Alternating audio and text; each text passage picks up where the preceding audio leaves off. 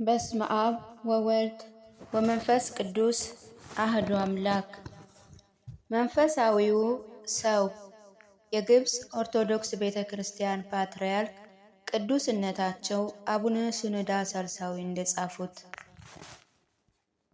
ምዕራፍ 3 መንፈሳዊ ሰው አንዱ ችሎታው ጥልቀት ነው።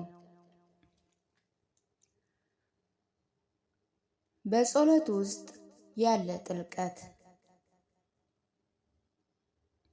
ነቢዩ ዳዊት ልመናውን ባቀረበ በመዝሙር 129 በእውነት ልቤ በጣም ይነካል፣ እንዲህ ነው ያለው። አቤቱ አንተን ከጥልቅ ጠራውህ፣ አቤቱ ድምፅህን ሰማ። መዝሙር 129 ከቁጥር 1 እስከ 2። ዳዊት ከጥልቁ ጮኽኩ ሲል ከልቤና ከሐዘኔ ጥልቀት ጮኽኩ ማለቱ ነው። ጮቴ ለእርዳታ የተጮኸ ከጥልቀት ነው ሲል ይኸው ንጉሥ ዳዊት በአንድ ወቅት በሙሉ ልቤ እፈልግሃለሁ ብሎ ተናግሯል።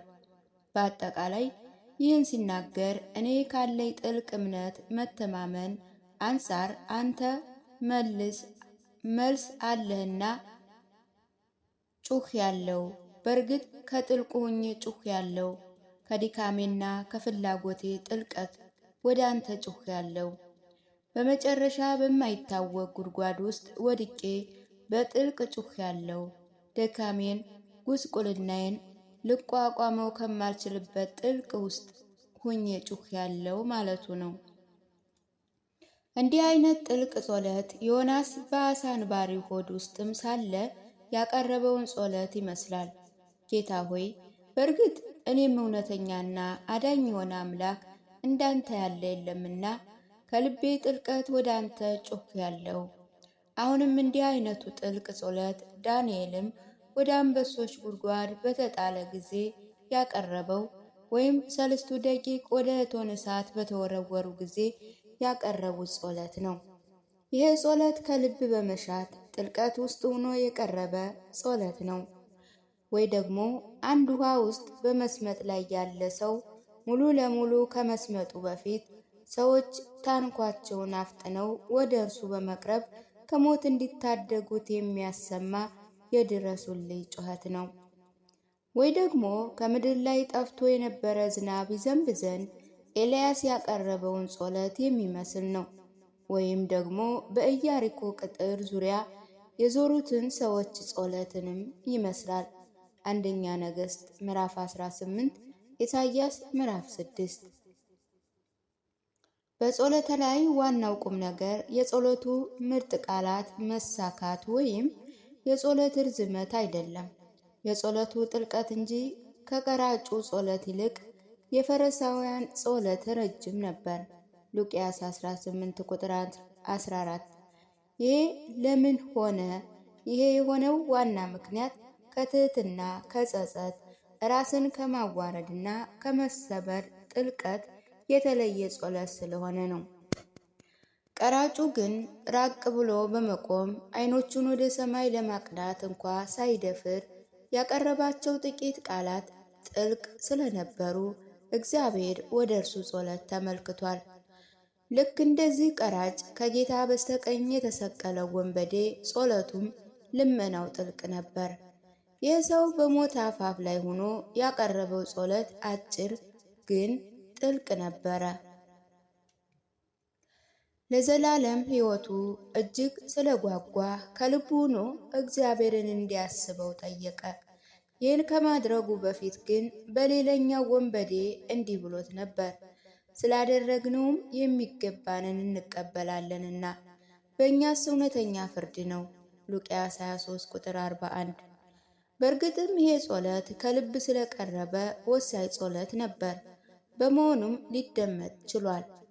አንድ ሰው ከልቡ ሆኖ ጌታ ሆይ ማረኝ ብሎ ቢጸልይ ከ24ቱ ካህናተ ሰማያት መካከል አንዱ ይህን ጸሎቱን በወርቅ ጥና ተቀብሎ እንደ ቅዱሳን ጸሎት በእግዚአብሔር መንበር ፊት ያሳርግለታል። ራእይ 8 ቁጥር 3። ሌላ ሰው ደግሞ ይህንኑ ጸሎት 10 ጊዜ ቢደጋግም ልክ እንዳልጸለየ ተቀባይነት የለውም። ከልብ የቀረበ ጥልቅ ጸሎትን እንዴት መለየት እንችላለን? ይህ ጸሎት ከእግዚአብሔር ጋር ግንኙነት እንዳለ የሚያሳይ ጸሎት ነው። ጸሎቱ የሚቀርበው በሐዘን፣ በመረዳት፣ በተመስጦ፣ በትኩረት፣ በጋለ መንፈስ፣ በፍቅር፣ በትህትና፣ በጸጸት፣ በእምነትና በመተማመን፣ በተስፋ የሚቀርብ ጸሎት ነው። እንዲህ ያለ ጸሎት ክብደት የሌላቸው ቃላት ስብስብ ሳይሆን በመንፈስ የቀረበ ጸሎት ነው። ይህ ጸሎት ልክ እንደ ፈሪሳውያን እንደ ሰዱቃውያን ጸሎትን ለማስረዘም ብቻ ታስቦ የሚቀርብ ጸሎት ሳይሆን ከልብ ሆኖ በጥልቀት የሚቀርብ ጸሎት ነው። ማቴዎስ 23 ቁጥር 14 መጽሐፍ ቅዱስ እንዲህ ብሏል፣ ነገር ግን ሌሎች ደግሞ አስተምር ዘንድ በማኅበር እልፍ ቃላት በልሳን ከመናገር ይልቅ 5 ቃላትን በአእምሮ ልናገር እወዳለሁ። አንደኛ ቆሮንቶስ ምዕራፍ 14 ቁጥር 19። ስለዚህ የምናቀርባቸው ጸሎታችን ከልባችን ሊፈልቅ ወይም ሊወጣ ይገባል። ጸሎታችን እንዲህ ሆኖ የሚቀርብ ከሆነ ቢረዝምም እንኳ ግድ የለም። የጥልቀት ጥቅም ለሐሲቦን ንጉሥ ልጅ ሁሉ ክብሯ ነው የሚለው የመዝሙረኛው ቃል ምንኛ የተዋበ ነው። መዝሙር 44 ቁጥር 13። ከዚህ በተጨማሪ ልብሷ የወርቅ መጎናጸፊያ ነው የሚልም ቢኖረው ክብሯ ከልቧ ውስጥ ነው። እመኑኝና አንድ ሰው ከልቡ የሚሰራውን ስራ መላ ሕይወቱን ያድሳል። ይህ ስራ በጥልቀትና ከልብ የተሰራ ስራ ስለሚሆን በታሪክ መዝገብ ውስጥ ይመዘገባል። ለዚህ ምሳሌ እሰጣችኋለሁ። ከልብ የሚቀርብ ስጦታ። አብርሃም ልጁን የሚቃጠል መስዋዕት አድርጎ ለእግዚአብሔር ለማቅረብ የወሰደው እርምጃና ያቀረበው ስጦታ ከልቡ ውስጥ የወጣ ስጦታ መሆኑን እንመለከታለን። አብርሃም በዚህ ስጦታ ውስጥ ለእግዚአብሔር የነበረው ፍቅር ጥልቅ ነበር። እሱ ከረጅም ዓመታት በኋላ በተገባለት ቃል ኪዳን መሰረት በስተርጅና ካገኘው ከአንዱና ከሚወደው ልጁ ይበልጥ እግዚአብሔርን ይወድ ነበር። ከዚህ በተጨማሪ ጥልቅ ከሆነ እምነቱ ውስጥ የሚወጣው ጥልቅ ታዛዥነቱ ልጁን መስዋዕት አድርጎ ባቀረበ ጊዜ ከእርሱ ጋር ነበር። አብርሃም ከዚህ መስዋዕቱ በፊት ዘሮቹ በባህር ዳር እንዳለ አሸዋ እንደሚበዙ በእርግጥም አምኗል። በዚህ መሰረት አብርሃም ልጁ ይስሐቅን የሚቃጠል መስዋዕት አድርጎ ለእግዚአብሔር ሲያቀርበው መስዋዕቱ ከልብ የሆነ ስጦታ ነበር። ከዚህ ሌላ ከውስጥ የወጣ ጥልቅ ስጦታ አለ። ይህ 2 ሳንቲሞች የሰጠችው የመበለቷ ስጦታ ነው። ክርስቶስ የዚችን መበለት ስጦታ ለማድነቅ ስለ ስጦታዋ እንዲህ በማለት መስክሯል። በመዝገብ ውስጥ ከሚጥሉት ሁሉ ይልቅ ይህች ድሃ መበለት አብልጣ ጣለች። ይህች ግን ከጉድለቷ የነበራትን ሁሉ ትዳሯን ሁሉ ጣለች። ማርቆስ 12 ከቁጥር 41 እስከ 44። ከሌሎች ምሳሌዎች ውስጥ ደግሞ ለኤልያስ ያላትን ያቀረበችው የስራፊት መበለት እናገኛለን። እርሷ ለነቢዩ ኤልያስ እንዲህ ነበር ያለችው፣ አምላክህ ሕያው እግዚአብሔር በማድጋ ካለው ከእፍኝ ዱቄት በማሰሮ ካለው ከጥቂት ዘይት በቀር እንጀራ የለኝም። አንደኛ ነገሥት 17 ቁጥር 12። ይችኛዋ መበለት በዚህ በረሃብ ዘመን ያላትን በሙሉ ሳትደብቅ ማቅረቧ ስጦታዋ ጥልቅ መሆኑን ያሳውቃል። መበለቲቱ ያላትን ጥቂት ዱቄትና ዘይት ራሷንን ልጇ ከሚመገቡት ይልቅ ለነቢዩ ኤልያስ ማቅረቧ ስለበለጠባት ያንን በልተው እንዲሞቱ ምርጫዋ ሆኖ ነበር። ሌሎች ከልብና ከውስጥ የሆኑ ምሳሌዎችም መመልከት እንችላለን።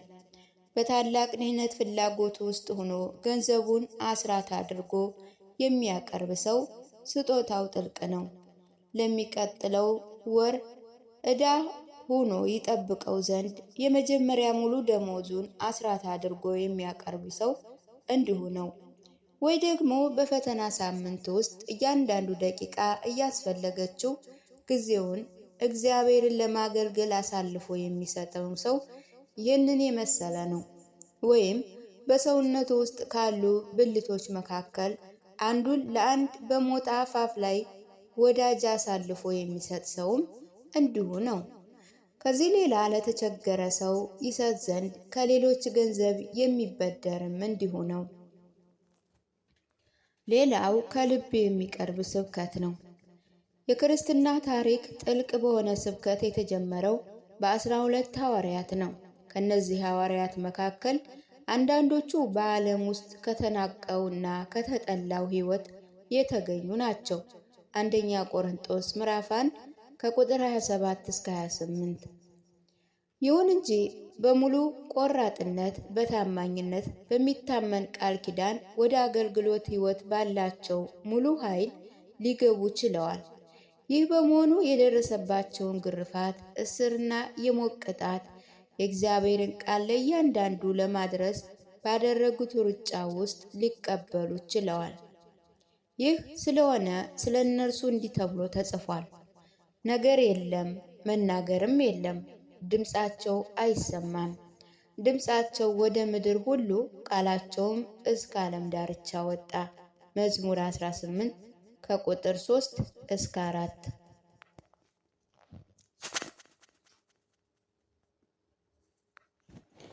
ሐዋርያው ቅዱስ ጳውሎስ የስብከት ጥልቅ አሰራር እንዲህ በማለት ገልጾታል።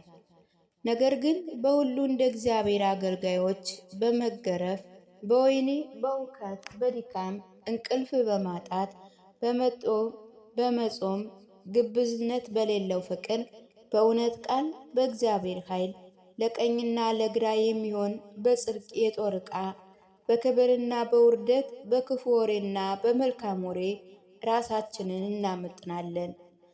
አሳቾች ስንባል እውነተኞች ነን። ሐዘንተኞች ስንሆን ዘወትር ደስ ይለናል። ድሆች ስንሆን ብዙዎችን ባለጠጎች እናደርጋለን። አንዳች የሌለን ስንሆን ሁሉ የኛ ነው። ሁለተኛ ቆሮንቶስ ምዕራፍ 6 ከቁጥር 4 እስከ 10።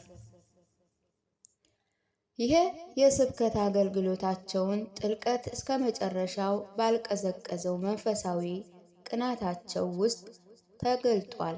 እነርሱ በጊዜም ያለ ጊዜም በማንኛውም ሰዓት ለእግዚአብሔር ይሰሩ ነበር።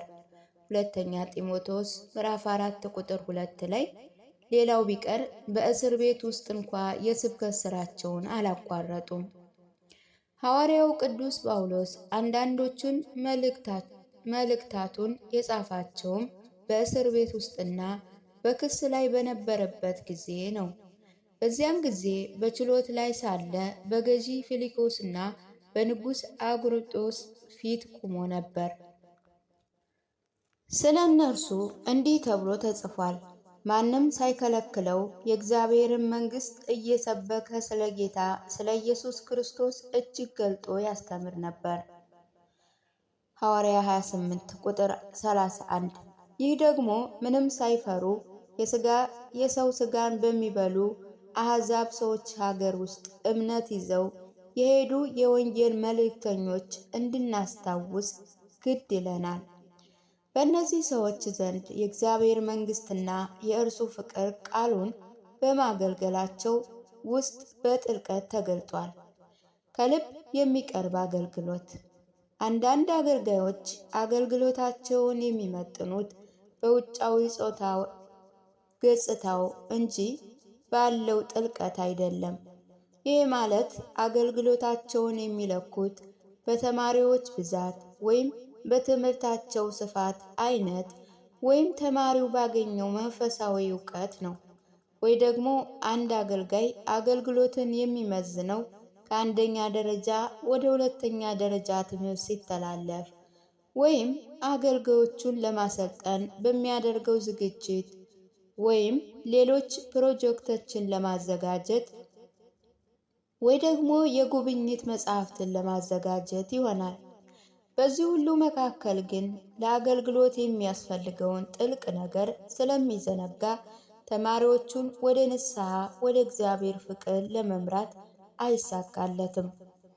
ይሁን እንጂ በክፍል ውስጥ የሚያገለግል ነገር ግን ከዚህ በጥልቅ አገልግሎት ውስጥ የሚኖር ሰውም አለ።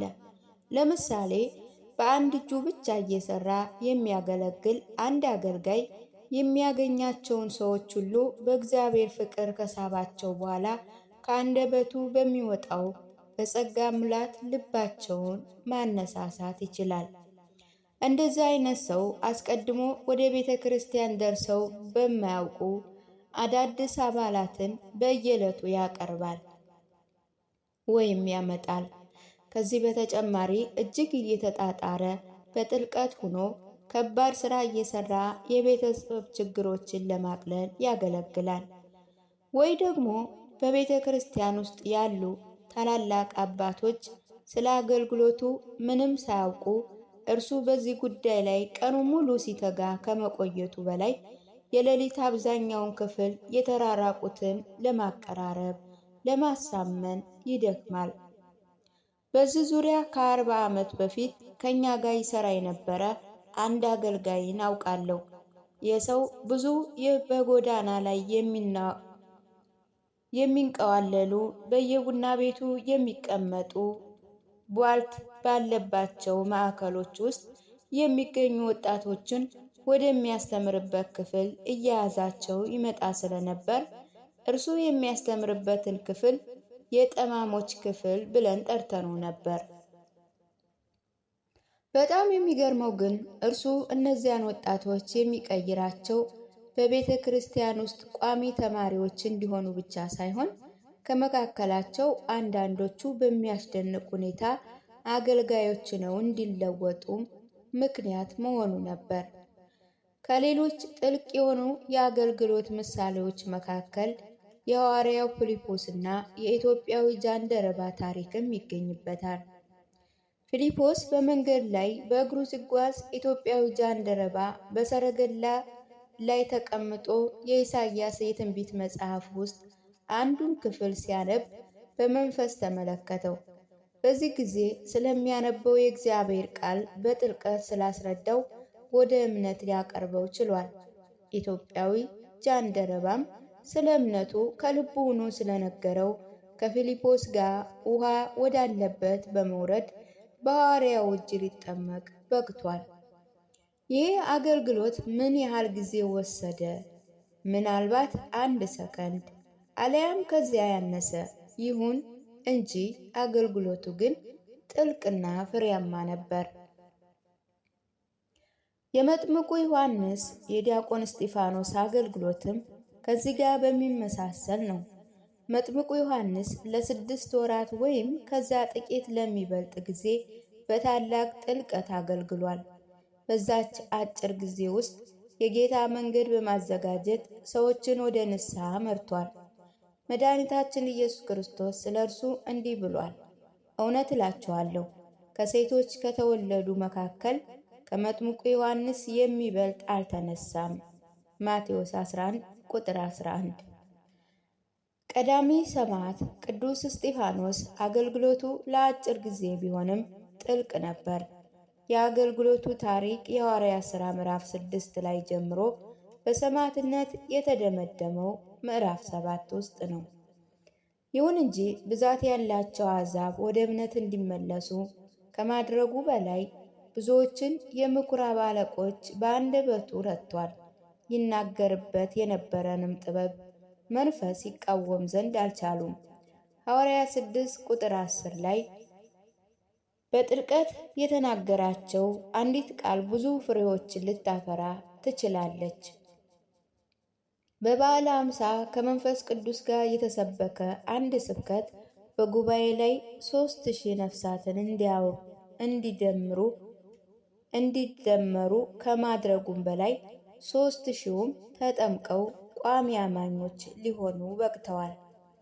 አንድ ሰው የሚናገርህ አንዲት ቃል ልብህን ከመንካቷ በላይ ከሕሊና ፈጽሞ ሊወጣ የማይችልበት ጊዜ አለ። ይህ ቃል ከአንተ ጋር ይራመዳል። በተኛና በነቃ ጊዜ አንተን ከማጀቡ በተጨማሪ ብዙ ስራዎችን ይሰራልሃል። እንዲህ አይነት ቃል የሚወጣው በውስጥም ካለው ጥልቀት ነው። በዚህ ጊዜ ልክ እንደወጣበት ጥልቀት በተጽዕኖ በኃይል ጥልቀት ስራን ይሰራል። ከልብ የሚቀርብ አምልኮ።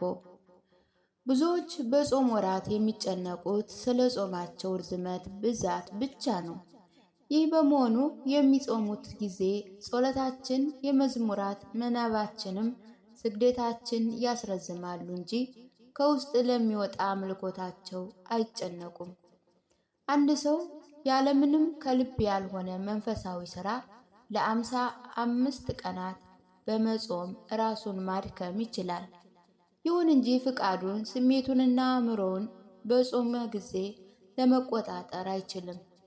በዚህ ጾም ውጫዊ ገጽታ ብቻ እንዲኖረው የተገባ ይመስል ከውጭ የሚወጣ ነገር አይታይበትም። ይህም በውኑ ሰውየው ጾሙን ጨርሶ ሲወጣ ከቀደመ አመሉና ጥፋቱ ጋር ተመልሶ ብቅ ይላል። በመንፈሳዊ ጥልቀት ውስጥ በመሆን ነፍሱን ከስጋው ጋር አስተባብሮ ከጸጸት፣ ከንስሐ ራስን ከማዋረድ፣ ከመንፈሳዊ ተግባራት ጋር የሚጾም ግን ብዙ ፍሬ ይሰበስባል። በስግደት ጊዜ ቢሆንም ያስፈልገው የስግደቱ ብዛት ሳይሆን ጥልቀቱ ነው። አንድ ሰው በውስጡ ያለ ኩራት ሳይሰግድ እንዲሁ ቢሰግድ ዋጋ የለውም። ወይ ደግሞ በስግደት ጊዜ